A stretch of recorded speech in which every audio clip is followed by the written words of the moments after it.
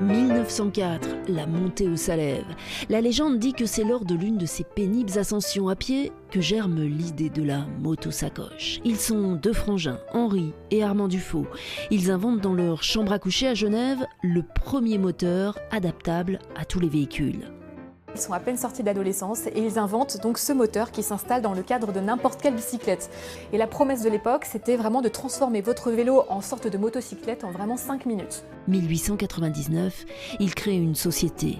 1200 personnes s'activent dans ces ateliers. Et très vite, ils vont inventer le premier vélomoteur, puis les motos plus sophistiqués. Il y avait une sorte de concurrence, puisqu'il y avait Royal Enfield, Harley Davidson, etc., qui commençaient à être connus aussi sur la scène du motocyclisme, on va dire.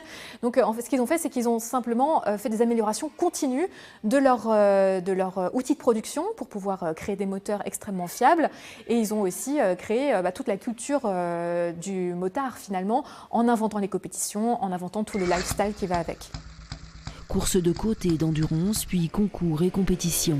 Les frères Dufaux font tout pour promouvoir Motosacoche. Du marketing avant l'heure, de sacrés pionniers ces deux-là.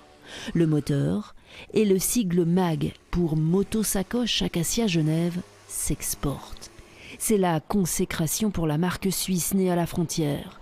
Et les as du guidon courent tous sur cet engin fabriqué au cœur de cette Genève industrielle, là où l'horlogerie donnait le tempo.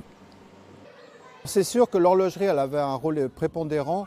Dans toutes les grandes marques, on retrouve des techniques issues de l'horlogerie.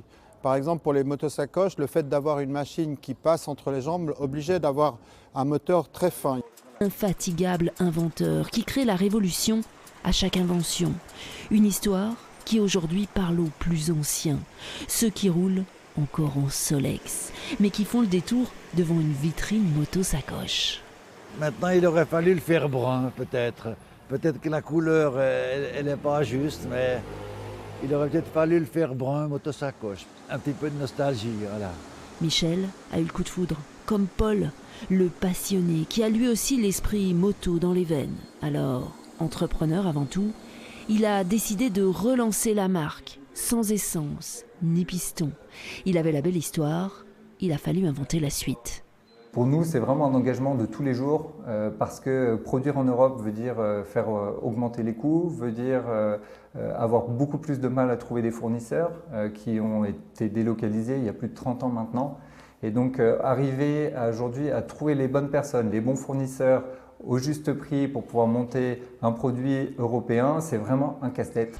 Régulièrement, je me pose la question, qu'est-ce qu'ils auraient fait à ma place? Où est-ce qu'ils seraient aujourd'hui? Qu'est-ce qu'ils seraient en train de proposer? Et c'est intéressant, mais c'est intimidant en même temps. Héritier des frères Dufaux, il se lance sur le marché très porteur du vélo électrique à 45 km/h. Une centaine d'exemplaires, très haut de gamme, va arriver en ville d'ici quelques mois.